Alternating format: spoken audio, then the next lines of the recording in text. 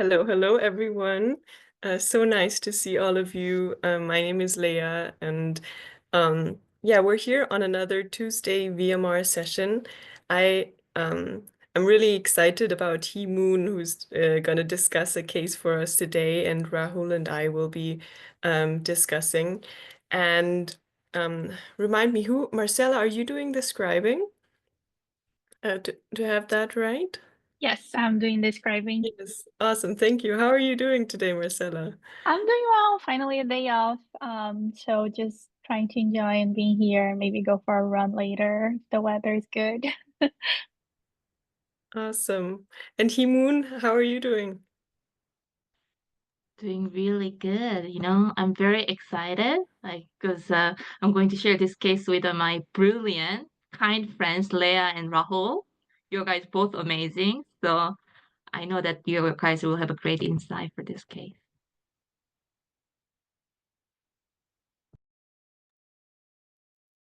Yeah, I'm really excited to discuss. I've been a bit sick the past few days, but already on good ways of recovery, and I can't think of a better way to get back into life than to discuss a case with you guys and learn from all of you.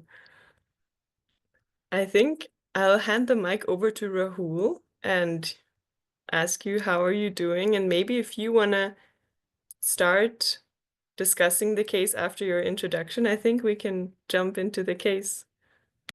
Thank you, Leah. Thank you so much for the kind words. Hi, good morning, good evening, good afternoon. I'm Rahul, one of the uh, incoming PGY1 in the Yale Waterbury Hospital, Connecticut.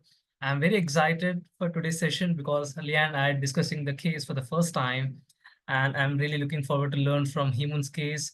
And thank you, Marcella and Simi, for doing the teaching points and scribing. Yeah.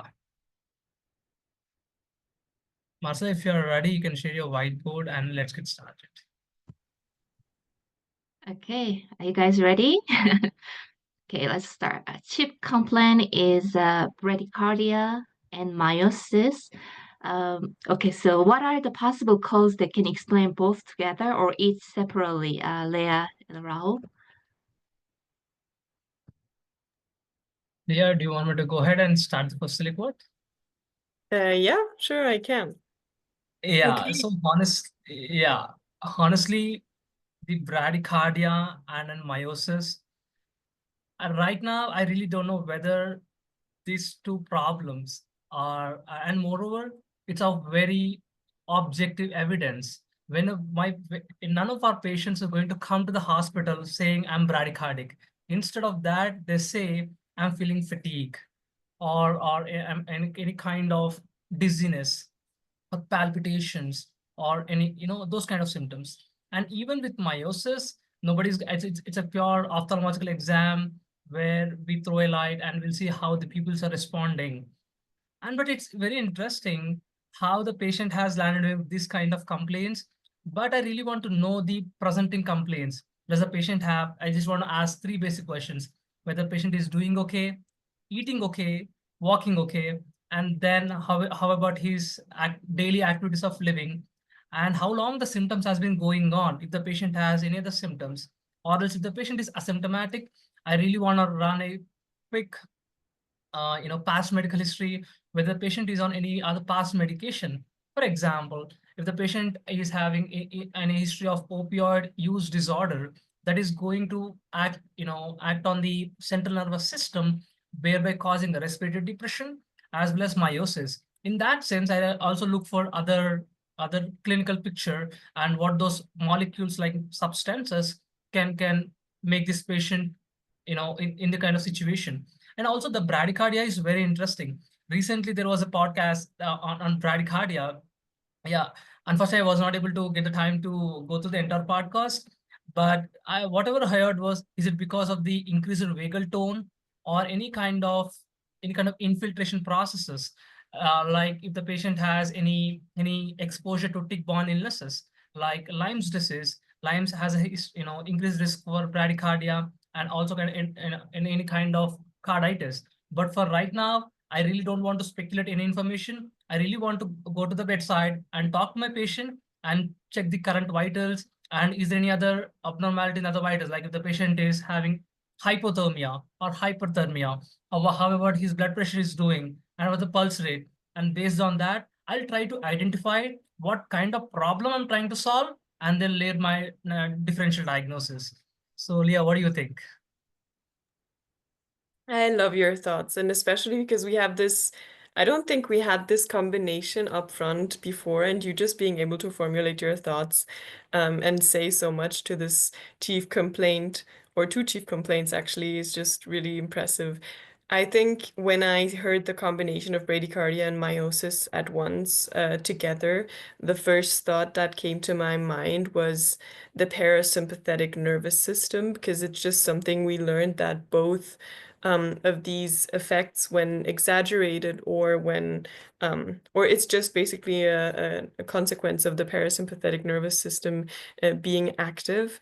And and I also loved Himun's question about how could we explain both together or each at once. So both together, my type 1 thinking would be, okay, is there some type of cholinergic excess in this patient?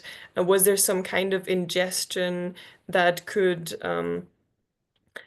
enhance both things?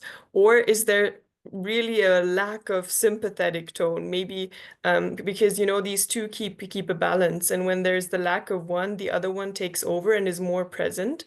I think once it was in med school where we learned that um, I'm not quite sure how, but ventricle, like on the heart, the sympathetic and the parasympathetic nervous system don't actually act both on all parts, but one stepping back a bit actually is the cause why the other one gets more active, not that the other one gets more active. So I think the balance here is also really interesting. But then we kind of want to know, maybe this could be also in isolation. So just one scenario possibly could be this patient taking opioids, being found down somewhere, cold exposure for a long time, hypothermia, bradycardia, and there was meiosis and bradycardia both at once in one patient. And then also, I think you jumped right to the point. We should go and look at the patient, because how responsive is the patient? What is the time course for these symptoms? And also, I want to look at meiosis, is it equal in both eyes? Do I maybe have to think about local pathology if it could also be something neurologic in the brain or in the eye, or maybe the muscles they're involved. Could there be something, maybe not the meiosis, but eye pathology in general for the muscles? And then, of course, bradycardia, we want to think about electrolytes. We want to think about acute ischemia. We want to think about high vagal tone in general. How severe is the bradycardia, and are there consequences already of the bradycardia, or is this just a bystander? I think these are the first thoughts that come to my mind. Wow, amazing. You guys so smart. Yeah, so like the bradycardia and meiosis together, we were thinking about like opioid, organophosphatase, and like Cushing reflex, pontine hemorrhage, and also hypothermia and alcohol intoxication can cause both. And separately, there is like a 5H, like hyperkalemia, high H, which is metabolic acidosis, and hypothermia, hypothyroidism, and also AV block medication like beta blocker, Hashim for digoxin. Those were, our thought. So I'm going to give you more history. HPI, 88 years old male with 3 days of dizziness, confusion, weakness, and 1 day of anuria. Note heart rate was 40, mild miosis, nausea and vomiting. Daughter report he was without heat at home due to a broken heater. No syncope, no chest pain, no palpitation, no recent change or no sick contacts. ROS, no fever, cough, shortness of breath, headache, focal neurology deficit, edema, weight change, constipation, He lives in southwestern United States and no recent travel, TIC-BI, or prosthetic valve surgery or substance use. This is the end of Ellicott.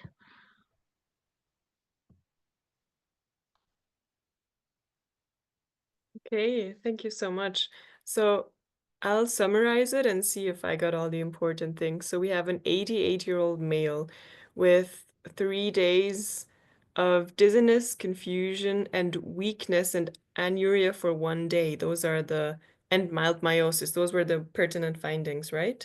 And the rest of the review of systems was negative in this patient. Now, this is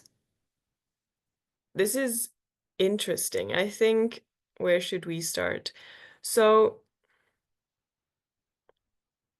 um, we have quite unspecific symptoms, but somehow we still get kind of a neurologic taste to everything, no? Because of the weakness and also the anuria. So maybe we started out talking about the parasympathetic nervous system, so the autonomic nervous system, and also urinary function is linked to this nervous system. So again, something that I'm noting and seeing if this will be the system affected here. And then often when there's anuria, like urinary retention can cause dizziness and confusion, especially in elderly people. But here we have the other way around. So here we have first the dizziness and the confusion, and then the anuria. And so I'm wondering, since we don't really have anything suggestive of exposure history so far. We don't have much information yet, but this is negative so far. I'm still curious and want to know, what medications is the patient on? Is there anything he recently started? What is he taking? What is he not taking? Maybe also things he didn't consider medication, but maybe just over-the-counter things or other kinds of ingestions. And then I think I'm really interested in like objectifying the weakness, seeing can we localize this somehow, somewhere, and getting metabolic labs in this patient. Those were kind of my thoughts. Rahul, how are you thinking about this patient? Wonderful, Ilya. And honestly, I really don't know how to, put all this together, but you really laid and it just you brought some, a glory to the underlying problem here. But I'm just trying to understand whether I'm just trying to understand where exactly the problem is. Is it something like any primary CNS problem that is causing, affecting some kind of parasympathetic system or autonomous nervous system, causing the bradycardia, or is there any other, systematic, infection, systematic processes like any kind of, as you mentioned, the molecules like medication, and maybe it's causing like encephalopathic picture, like metabolic encephalopathy, and causing this kind of manifestations. And the other thing would be, and I'm just trying to understand, according to bladder innervation, where sympathetic tone increases the bladder relaxation and parasympathetic tone causes detrusor muscle contraction, thereby, initiate causing the micturition. But here, and I'm just trying to speculate, what is responsible for the meiosis? It's purely maybe sympathetic system breakdown or excess activation of parasympathetic system. And also, the molecules, for example, medications like diphenhydramine, it has also caused anticholinergic property.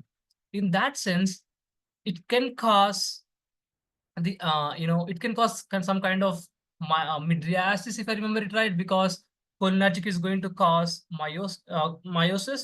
Instead of anticholinergic is going to cause mydriatics. Instead, I'm going to look at the medical history. Many medications. Is a patient on any other cholinergic property drugs? I forgot all the random, muscarinic receptor drugs, and trying to understand, and is there any correlation between the ongoing meiosis or slash neurological problem at the same time with ongoing anuria? But again, here anuria could be because of any kind of urinary retention, is because of the age-related issue. Maybe the patient is lying down on the bed and not able to initiate the micturition. And for me, I really want to examine this patient and look, is there any evidence of abdominal distension? Maybe I can do the Foley catheter or temporary catheterization and get the urine out, and then see, and again sending the sample again. Maybe that is causing any kind of encephalopathy like picture, like dizziness, confusion, something like that. And also look for any CBC, like in a presence of neutrophilia, or any evidence of AKI. And yeah, those are my initial thoughts, but I'm still trying to understand where exactly the problem is. Maybe once we get some information from the human regarding the vitals or any kind of physical exam, we will try to localize where exactly the problem is, and then get the subsequent test or subsequent imagings to find the problem. Yeah, those are my thoughts here. Amazing discussion. Leah and Raul, what is the most important like a symptom that we should consider in this patient? Like among all these symptoms. Oh, you mean the symptoms that he is presenting Yes. with? I think Yes. I'm most worried if the bradycardia is having any consequences or not. Can you relate this bradycardia with the anuria somehow? Like, I was just wondering whether you guys thinking, is it this bradycardia, I mean, this anuria? Before I share the past medical history, how would you determine whether a patient has acute or chronic kidney injury? Like, what specific information do you want to know? That's um that's a really good and relevant question. Like, if we don't know anything about the patient, always assume acute first, especially if you don't have any values in the past. But some things that can help clue you in, obviously, is past lab values. If you have an ultrasound, size of the kidneys, small atrophied kidneys are more indicative of chronic damage versus large edematous, more of an acute picture. And then obviously then long further down signs could be elevated PTH and renal bony damage also. Rahul, do you have any other thoughts? Honestly, I don't have any answer, my friend. You nailed it perfectly. And as human question, I think bradycardia is much more concerning. And yeah, I think based on the labs, the past medical, the prior labs and the imaging, as you mentioned, the atrophy of the kidneys, that maybe that really helps us in trying to divide two buckets, either it's acute or chronic kidney disease. Yeah, human, please teach us. Thank you. Yeah, so great thought. And acute kidney injury, we always think about increasing serum creatinine by like zero point 0.3 within 48 hours and urine output, right, for less than 0.5 for 6 hours. And also, when you have a chronic kidney disease, you always look at the vital sign, BP usually high, and also hemoglobin. If hemoglobin is really low and if a patient has vital sign is really great, then it's kind of indicating chronic kidney disease. But because patient is used to that low hemoglobin, but if the patient vital sign is not stable, then we should think about acute kidney injury. And someone mentioned that the medication, I think it's really good question to ask with so this patient has past medical history of a chronic kidney disease. It's a stage 3B, creatine clearance is 30, and the medication, he has also hypertension. So medication he's using is amlodipine and atenolol. And I'm going to continue with the physical exam, and after physical exam, you can discuss more. Temperature is 35. Vital sign BP is 90 over 60. Respiratory rate is 18. SpO2 is 96% at room temperature. General confused and weak. HENT, pupil less than 2 millimeter, but reactive to light. CVRR, normal S1, S2, no JVD. Pulmonary clear breath sound. Symmetric expansion. Abdominal soft, non-tender, no rigidity. Neuro disoriented to time and place, but no focal neurology deficit, no meningeal signs. MSK, DTRs are within normal, mild peripheral edema, and cold extremities. I will end this allocate. And then there was no urinary retention in the bladder scan. I just want to let you know that. Thank you, Human. So, Leah, do you want to Is it go my ahead and turn or? I forgot actually. I think I forgot. Oh, I- Yeah. sorry, everybody froze for a moment here. So I'm back now. So I'll go ahead, if that is okay with you. Mhm. Yeah. So here, as Human get the more information about the chronic kidney disease, now I'm just thinking, is this any, and there's interesting, there's evidence of anuria. It means maybe there is no urine production by the kidney, or the patient is not able to pass any urine, but on the bladder scan, there is no retention of the urine. It means the kidneys are, it's not producing the urine. The kidneys are failing to such extent and causing anuria. Maybe this kind of urinary, the kidney problem, where, as you mentioned, the electrolyte imbalances or any kind of accumulation of all the toxins like urea, and can result in this, the metabolic encephalographic like the picture. But I'm again curious to know, maybe if there is any fluctuations in the hyperkalemia or hyper, electrolytes, it's going to cause bradycardia. But how I'm going to explain meiosis? It's very interesting. As I mentioned again, you know, either there is a blockage in the sympathetic system, or there's an overactivation of parasympathetic system, maybe resulting in meiosis. And interestingly, this patient is on an amlodipine. Amlodipine is, which is a DHP calcium channel blocker. I don't think it's going to have, I'm just assuming it is not going to have a lot of systemic effects, especially on the, and yeah, but on the, in the brain. But atenolol, and it's a beta blocker. I think it's non-specific beta blocker, I guess. Maybe it's going to have widespread manifestations, thereby leading to any kind of this kind of picture. But I'm honestly, my knowledge is very limited here. Again, I really want to understand. Maybe I quickly open the up to date and see how does atenolol metabolizes. Maybe it is through the renal mechanism or the liver mechanism. If it is metabolized by the kidney, and if the patient has also on the top of it, the patient has kidney disease, it's going to have an accumulation of all the beta blockers, like leading to the beta blocker toxicity. And does a beta blocker toxicity that results in meiosis? Yeah, again, I feel that's a very hard question. Again, and not only the patient has the effect on the blood, on the meiosis and bradycardia, instead the patient also has in blood pressure, low blood pressure.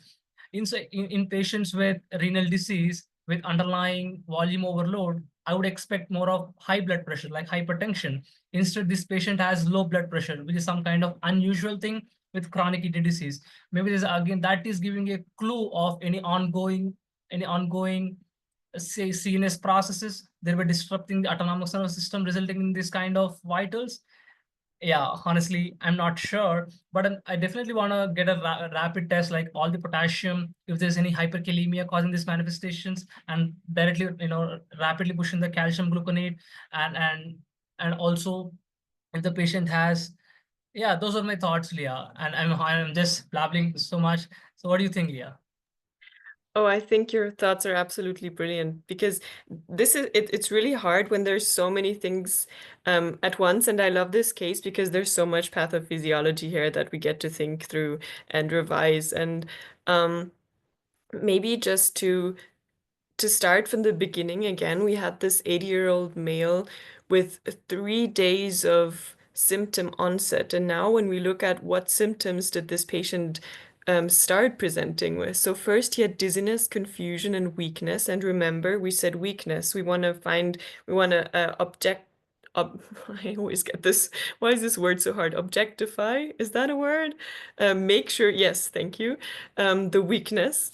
And on clinical exam, we don't really have any neurologic signs. So maybe this is more, it's less of a localized neurologic problem, but more of a general systemic, maybe very well fitting also with maybe a blood systemic problem, maybe metabolic or toxic, for example, for this patient. And then also, we have several things that kind of push each other. So in this patient who has already damaged kidney function, he's prone to metabolic diseases because he has decreased excretory function. What let's say there are no additional substances, but just the ones that he has, the amlodipine and the atenolol. Also, to my knowledge, the amlodipine is of the type of calcium channel blockers that only have an effect on the vasculature, so not on the heart. There are 3 different types, and this one is of the type that only has an effect on the vasculature. So also I wouldn't expect bradycardia from this medication, as you said, but we have a beta blocker on board as well. And so there might be accumulation of these medications. Um, and this might be, again, enhanced by the excretory function that might be poor in this patient due to the kidney disease. And then we have low hypotension, which could also be a possible explanation for the confusion and the weakness of the patient. However, all of the hypotension is again something the kidney really doesn't like and further contributes, and the kidney wants to kind of compensate for that. However, when the kidney is not quite working well, one of the classic electrolyte disturbances is hyperkalemia. That's typical also in chronic kidney disease. And hyperkalemia is also something that can lead to bradycardia as well as beta blocker in itself, because that's one of the effects that it has. So I think here, and many of these effects, as was already discussed in the chat, is well summarized in the Brash syndrome. And I won't be able to say every single one correctly, so I'm not even attempting. Please, somebody can write it in the chat.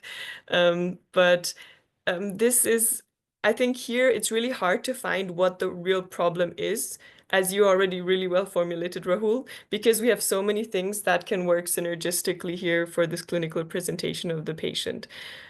So also what is a lack of knowledge for me is, can such an extreme sympathetic excess cause miosis?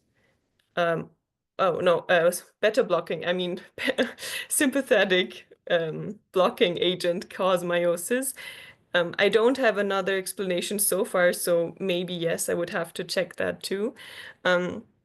And I don't really have anything else exposure-wise that I can hold, like grab onto in this patient. So all with the information we have working here, we know we have an 80-year-old male with 3 days of confusion, bradycardia, and meiosis on beta blocking agents. And I guess we want more labs to support our hypothesis, see if we get further information and also get the levels of the medications.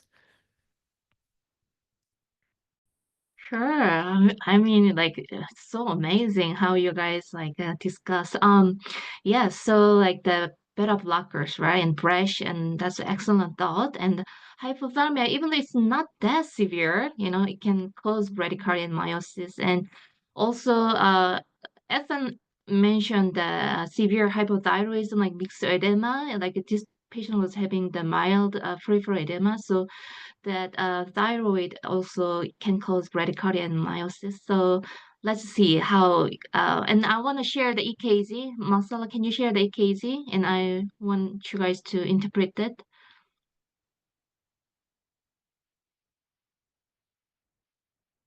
Okay, go ahead. Okay, so I'll just do a really quick, this is bradycardic patient. What jumps into my eyes, this is just type 1 thinking, not systematic, is really high T in the precordial leads, especially V3 to V6.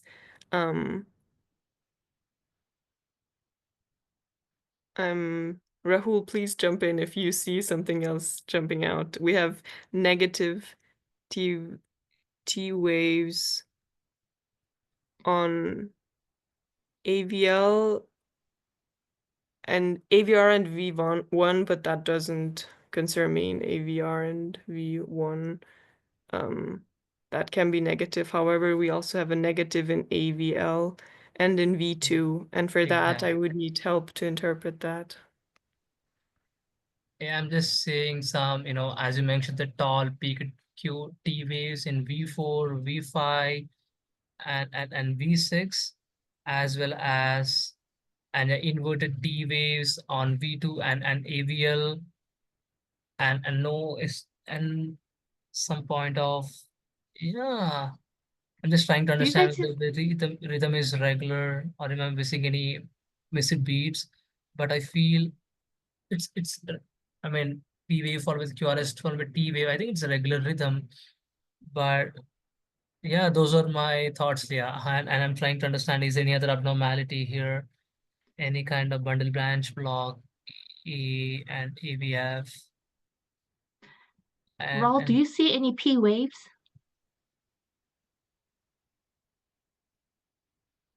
P waves. How about Yeah. QRS? Is it narrow or wide? Like if you see it ABL, like V2, V1, like I, how's your QRS complex? I like the regular. I mean, you got that one. How about the P waves? I think your Bennett, he got it. There's no P waves, but Raul, you're a regular, right? And narrow complex bradycardia with absent P waves, indicating junctional bradycardia. And then rare excellent peak T waves, considering the hyperkalemia. So this is like junctional rhythm kind of indicating the acute renal failure, and the hyperkalemia also indicating the renal failure. And okay, and then what would you like to know in the lab and like imaging? Firstly, I really want to get that potassium first, and see. I really want to protect the patient's heart. Maybe if the potassium is very high, I'm gonna push the IV calcium gluconate, and they'll try to send all the potassium into the cells. And also look for quickly one for the drop eye just to make sure the patient does not have any ischemic event. And then again, getting all the CBC, and if the patient has any occult infection, and the any evidence of liver function in any ongoing liver involvement. And I honestly I don't think creatinine is going to help, because honestly the patient is anuric. And I feel and it's 88, and they're going to have low muscle mass, and creatinine is not a good indicator. Instead of that, maybe I'll try to get an EGFR, which is an accurate measurement for assessing the renal function.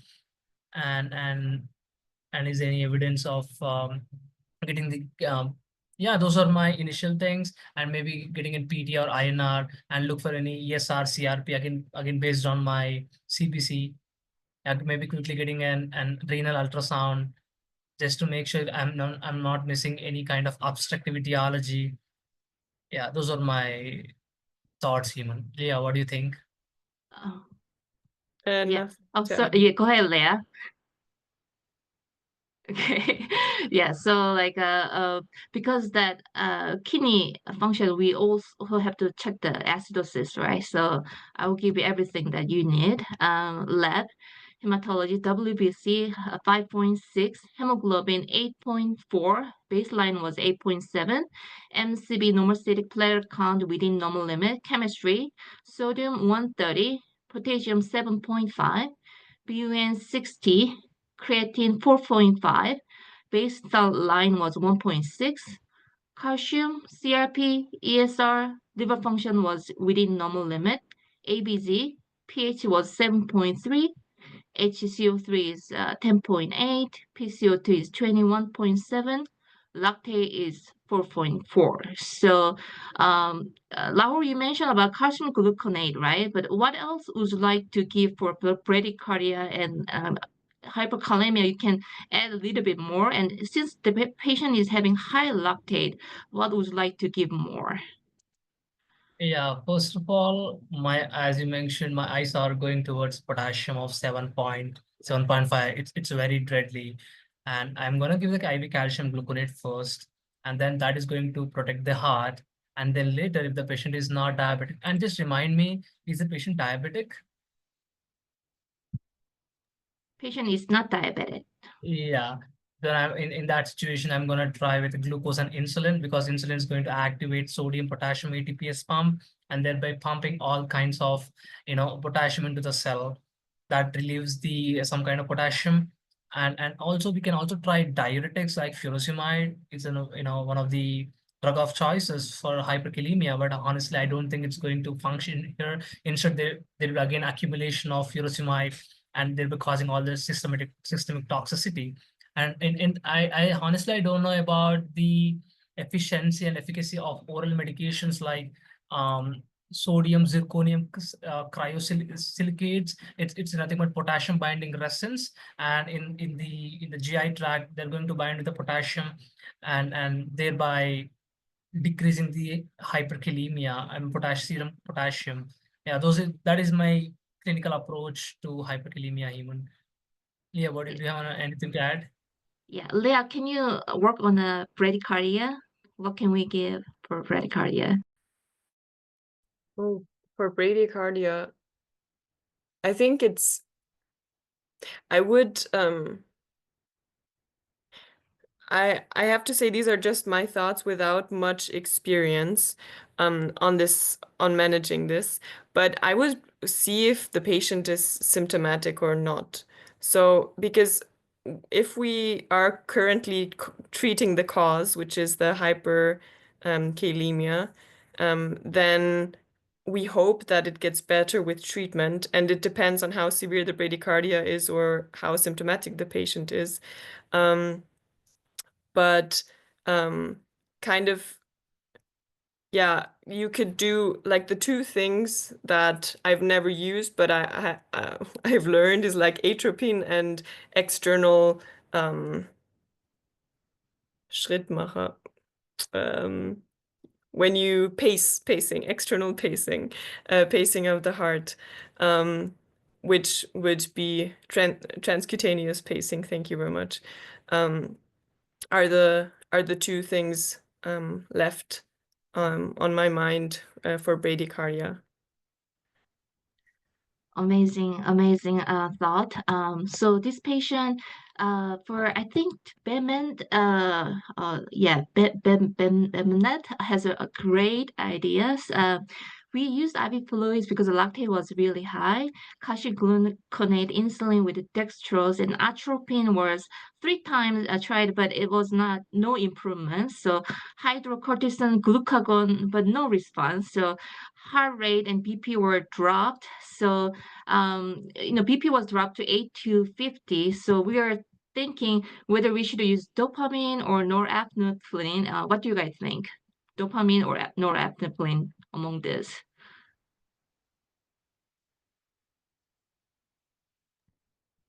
Honestly, Yeah, I I I think don't know. I don't know the Yeah, I answer. think and and Kay has a great idea so far. I mean, she gave so much great idea. Oh yeah, so it was dopamine because it can heart rate can increase and also vasopressor it was working. So we tried dopamine, and the patient needed a transvenous pacing and ICU diminution for close monitoring and dialysis was planted.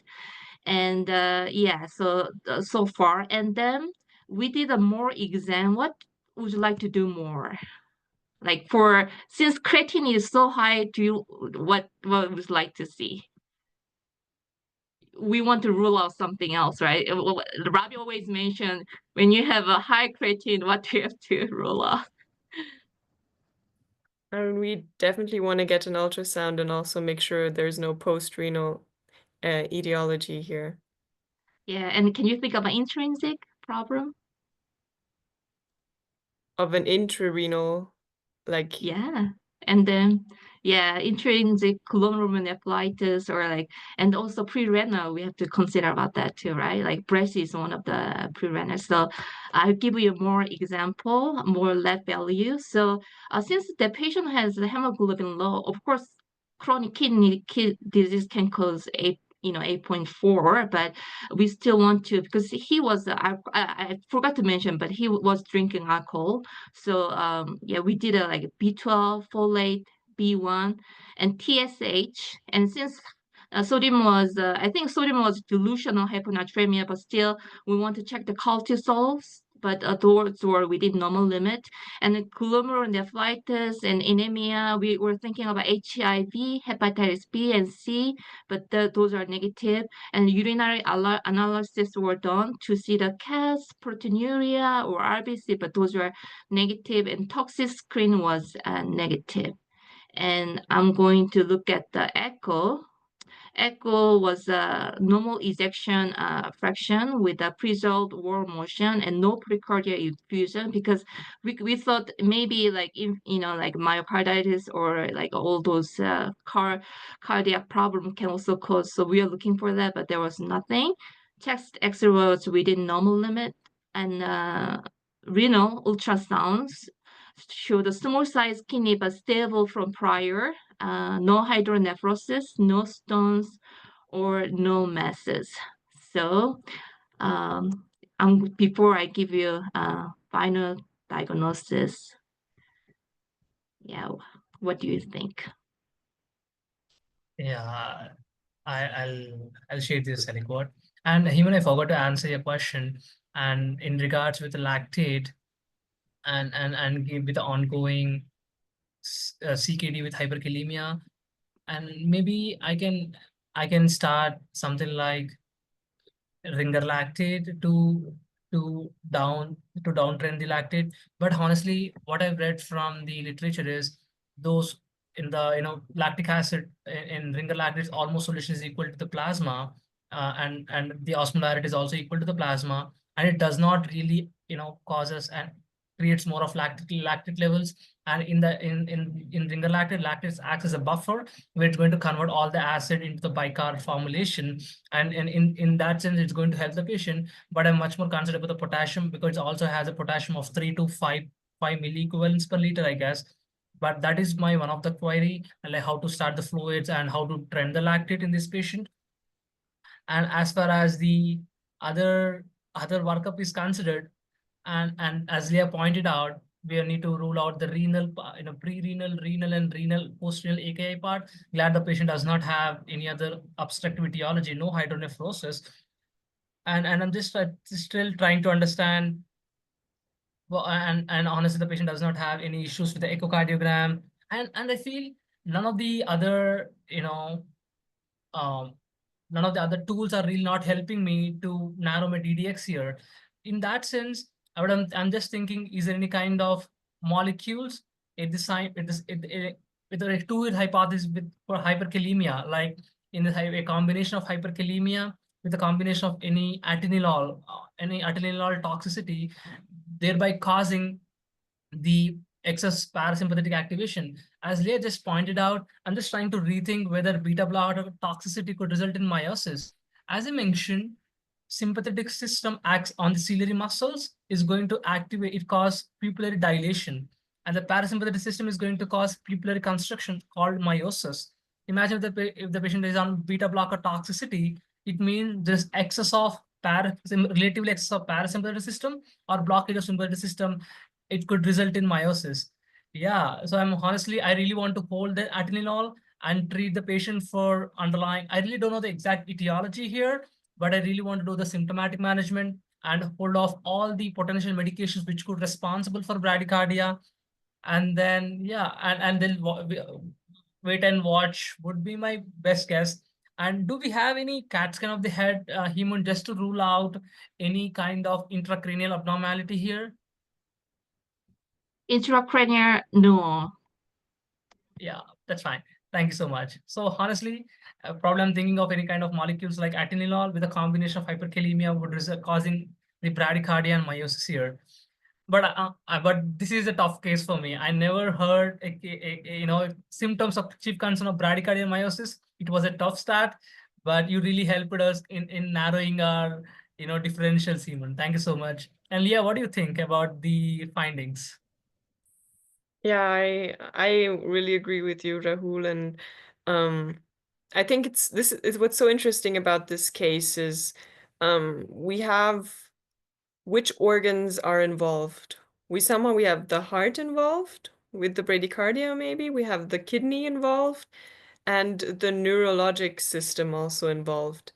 And we had examinations of all three of these organs and it was all normal.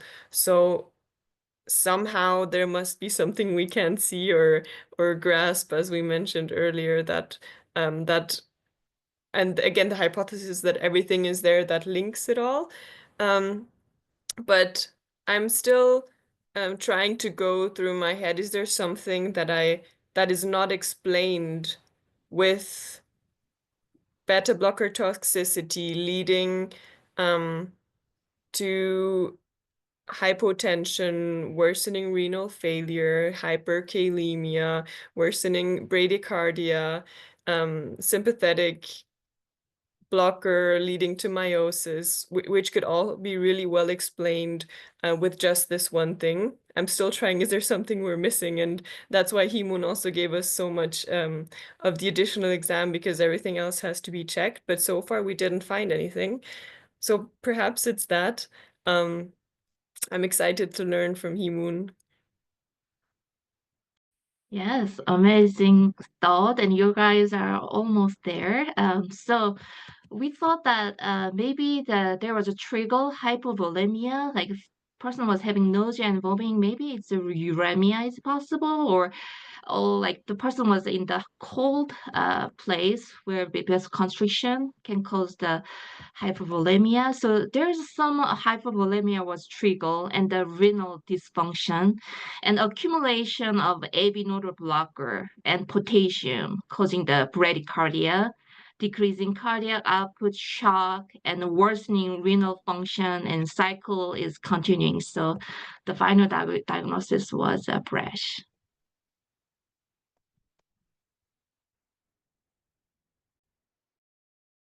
Wow. Thank you so much. This is, it made us think in all directions. I love this case. Thank you, Himun. Thank you, Himun, for sharing this case. Honestly, I'm learning about the brash. I know the symptomatology and other syndrome in very haphazard way, but today it really made me to think how exactly the brash presents. And yeah, and I'm again looking forward to learn more about brash syndrome. Thank you so much, Himun, and thank you, Marcella and Simi, for doing the scribing and teaching points. It's wonderful to discuss with you, Leah, and I'm looking forward to discuss with you more and more. I can only say the same. All right, Simi, I guess. Yeah, please, let's go ahead and do the teaching points. Thank you, Heman, for bringing such an interesting and unique case. And Leah and Rahul, I just loved your discussion. And thank you, Marcella, for scribing. And yes, for the great thoughts in the chat. And I love the thoughts that everyone put in the chat as well. To summarize a few teaching points, first of all, we had bradycardia and miosis, and we were considering whether it is secondary to opioid overdose or hypothermia or hypothyroidism. And we were thinking whether bradycardia and miosis are two separate entities or are somehow related, and parasympathetic nervous system activation was something that could link them both. And then we had approach to the patient's dizziness, weakness, and anuria, and we were concerned about underlying kidney disease being the contributor, contributing to anuria and weakness and dizziness. And when a person has a kidney disease, we can consider the electrolytes, most importantly potassium, which was elevated in this patient, as well as we can get a renal ultrasound, which can sometimes show small kidneys. And then he shared this amazing EKG with us, and we saw that hyperkalemia can cause hyperacute T waves, and we discussed on the side effects of beta blocker overuse as well as calcium channel blocker overdose. And as for the treatment of hyperkalemia, we can give calcium gluconate, insulin, and sometimes potassium binding resins can also be used. And it was such an interesting case, and I got to learn a lot. Thank you, everyone.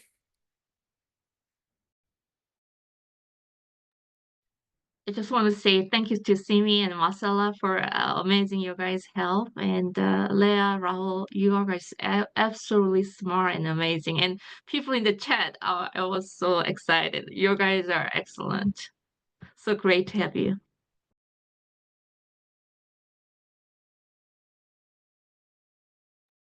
Bye, guys.